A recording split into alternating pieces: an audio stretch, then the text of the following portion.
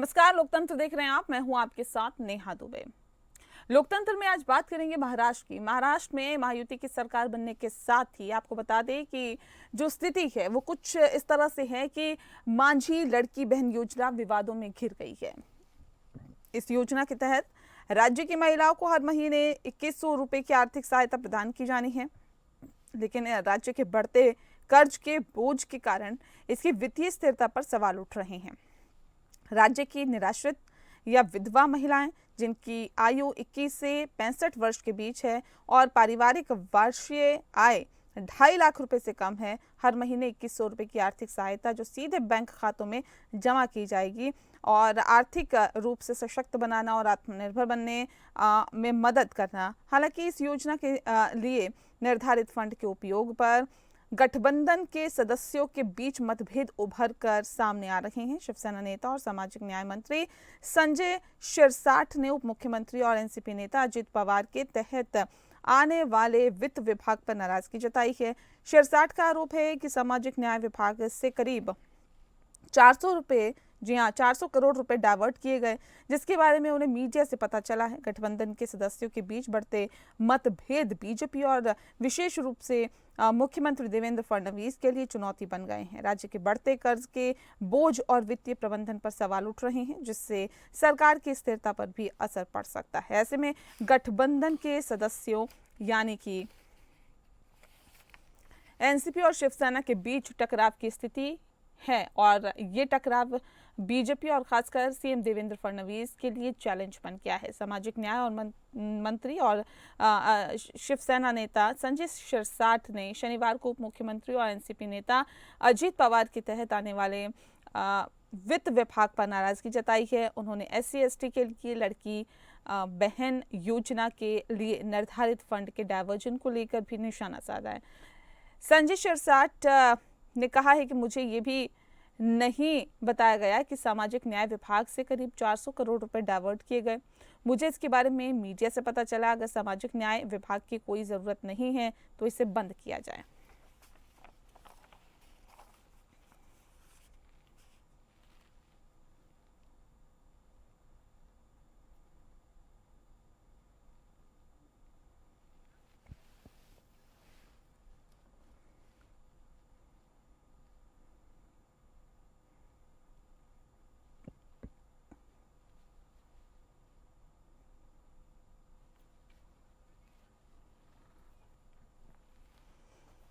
बता दें आपको कि महाराष्ट्र में महायुति सरकार बनने के बाद से ही मुख्यमंत्री मांझी लड़की बहन योजना विवादों में घिर गई है।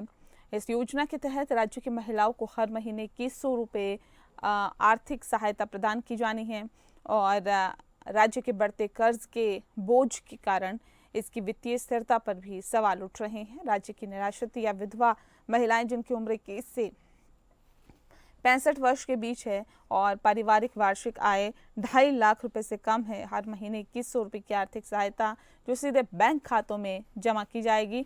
महिलाओं को आर्थिक रूप से सशक्त बनाना और आत्मनिर्भर बनने के में मदद करना। हालांकि इस योजना के लिए निर्धारित फंड के उपयोग पर गठबंधन के सदस्यों के बीच मतभेद उभर कर सामने आ रहे हैं।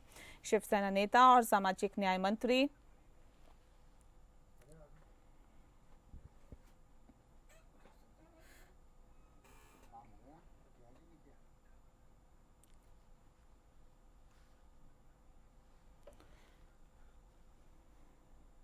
इस विषय पर तफसील से चर्चा करेंगे। खास मेहमान हमारे साथ मौजूद हैं, उनसे आपका परिचय करा देते हैं।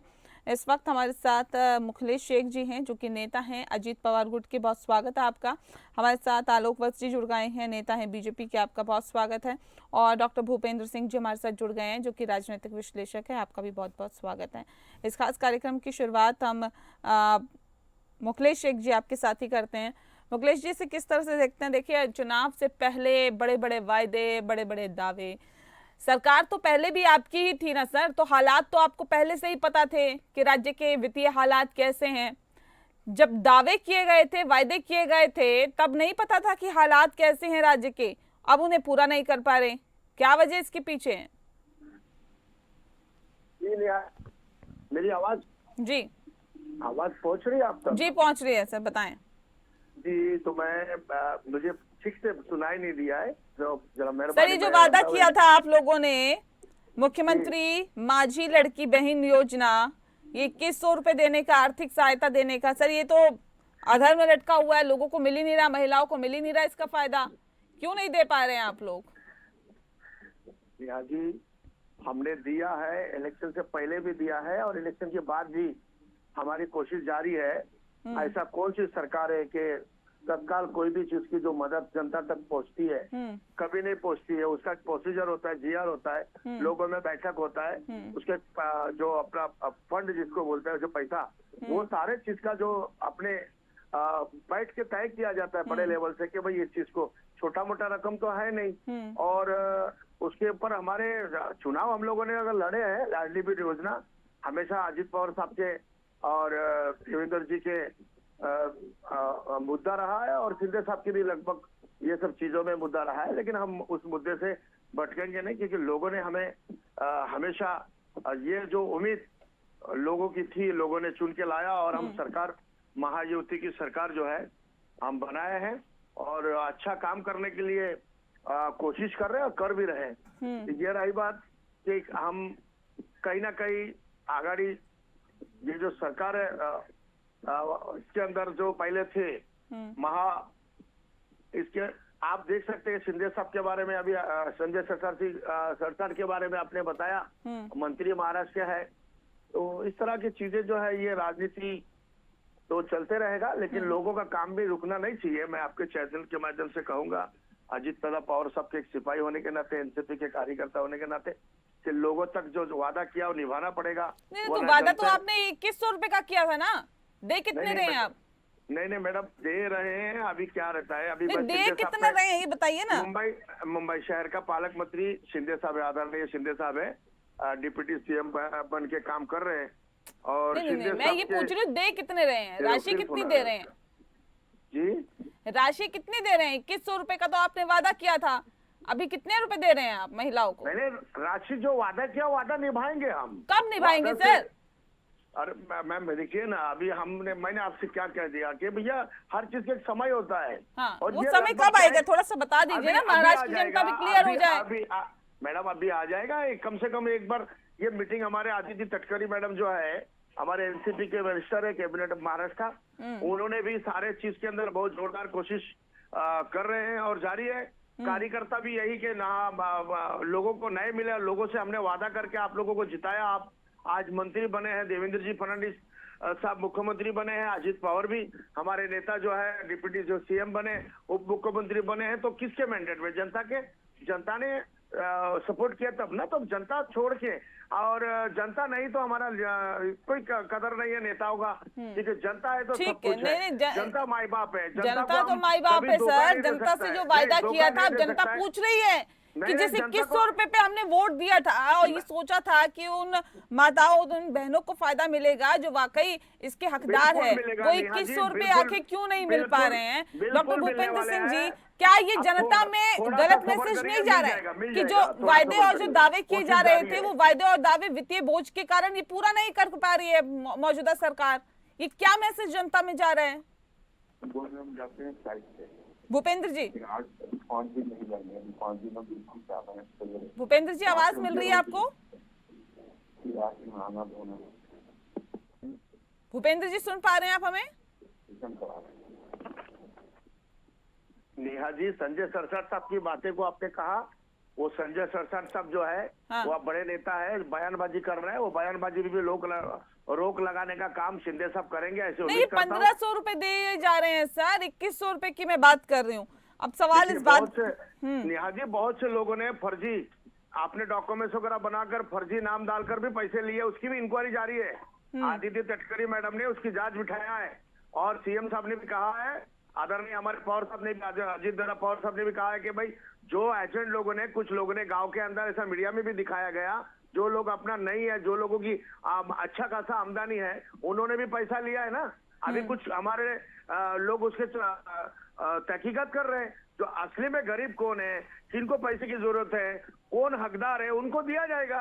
हम मुकर नहीं सकते। आपके चैनल में फिर से आवाज उठाएगा, मैं यही कहूंगा कि हम लोग उनको देने वाले हैं।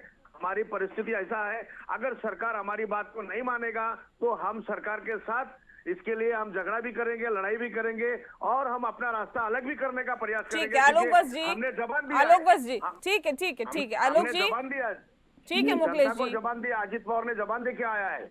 अरे सर जबान तो दी है। है, लेकिन 2100 रुपए नहीं मिल रहे हैं ना, ये एक बड़ा सवाल अरे है मैम, मिल कि जाएगा क्यों नहीं ना, मिल अभी रहे हैं, तो कब अभी मेरी मिलेंगे बात सर, सुनिए। वही तो जनता पूछना चाह रही है, वही तो समझना चाह रही है, इसका जवाब नहीं देख पा रहे हो आप। यही खा जाएंगे क्या?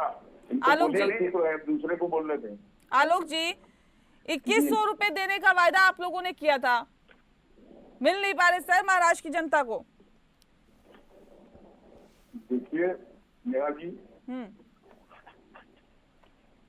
इस विधि के जन्मदाता केजरीवाल जी ने बहुत सी सरकारों को बाध्य कर दिया ऐसी ऐसी चीजें देने के लिए, जिससे किसी भी राज्य सरकार का आर्थिक बोझ चरमराने की अवस्था में पहुंच गया है।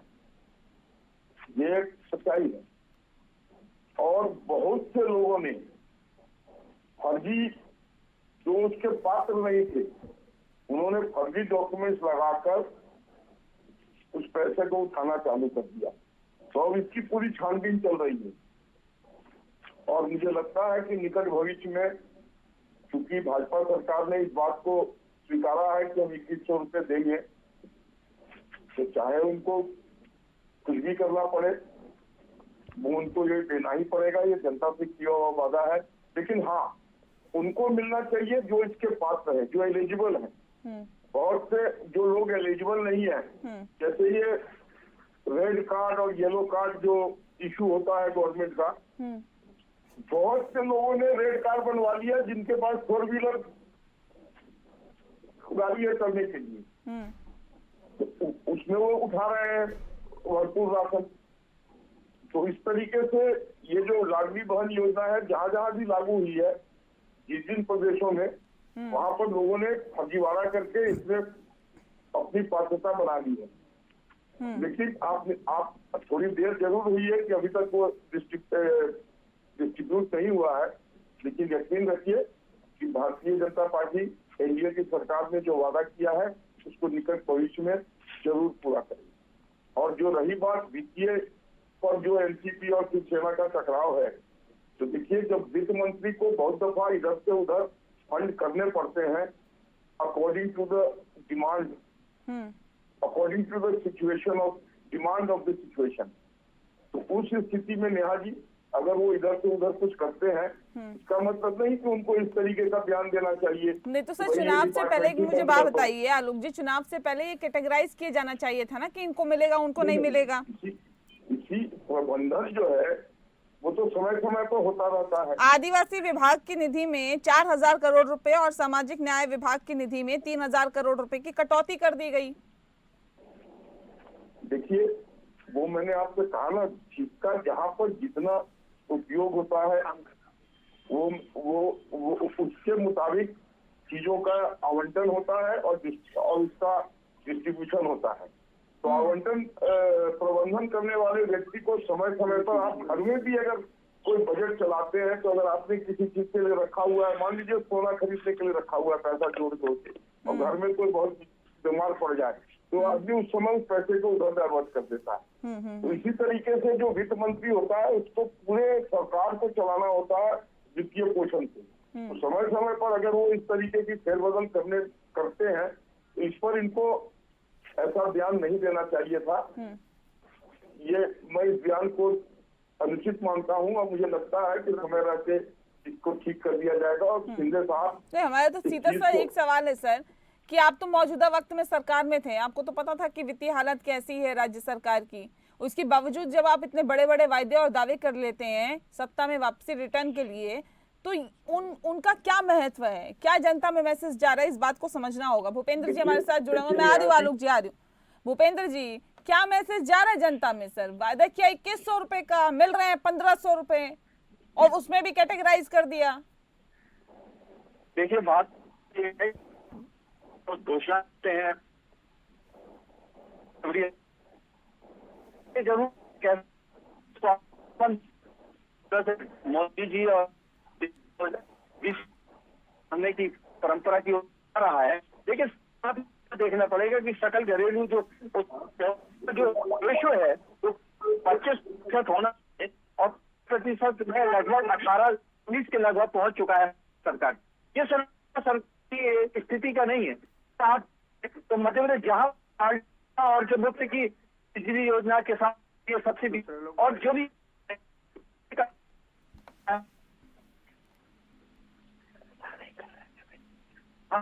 2000 करोड़ तक 3000 करोड़ रुपए उनको लाडली बहनाओं के लिए देना पड़ रहा है। अब उसकी योजनाओं के प्रति अब क्या है कि इन योजनाओं में जो पैसा आ रहा है, अब पैसा रेवेन्यू तो जनरेट हो नहीं रहा है और सत्ता की वापसी करना है, उसके लिए अब सरकार जो है अपना फिल्टर लगाने की कोशिश कर रही है। अभी मैं प्रवक्ता को सुन रहा था, वो कह रहे येलो कार्ड रेड कार्ड बना लिए हैं, जब लेकिन जो आपने घोषणा की थी, और ये सरकार की जिम्मेदारी है कि किस तरह से कार्ड बना लिए, किस तरह से, क्योंकि वो बनाने वाली एजेंसी तो सरकार है। अब इसका अतिरिक्त भार पड़ रहा है, तो इसके कारण जिसके कारण सरकार अब फिल्टर लगाने की कोशिश कर रही है कि आप इस तरह से लगाया जाए कि इनकी आमदनी इस तरह से है, इन तरह से अपात्र घोषित किया जाए, लेकिन ये भी आगे जाके समस्या बनेगा।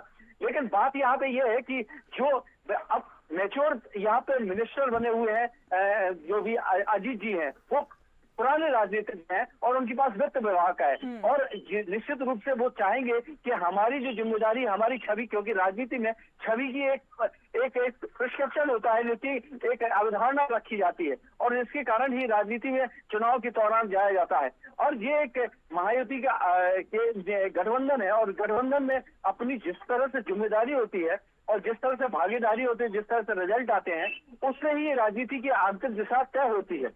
अगर वो इस तरह से स्टेटमेंट दे भी रहे हैं तो वो एक चेता रहे हैं, उसमें कोई बात नहीं है, लेकिन ये है कि सरकार मानना पड़ेगा कि जो सरकार योजना जिस तरह से घोषणा कर रही है वो ये जाके उनको समस्या बन रही है।